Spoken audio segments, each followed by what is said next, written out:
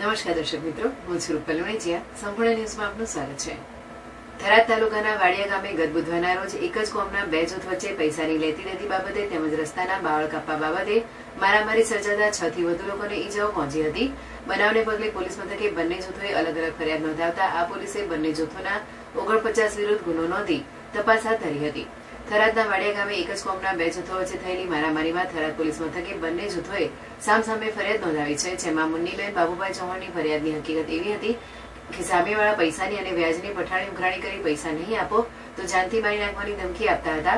આ લોકો એક સમ થઈ ગેરકાયદેસર મંડળી રચી પ્રાણઘાતક હથિયારો લઈ પૈસા સહિત વ્યાજ નહીં આપો તો જમીન લઈ લઈશું તેમ કહી હુમલો કરી આડેધડ માર મારતા ઈજાઓ થતા પોલીસ મથકે 23 વિરુદ્ધ ફરિયાદ નોંધાઈ હતી.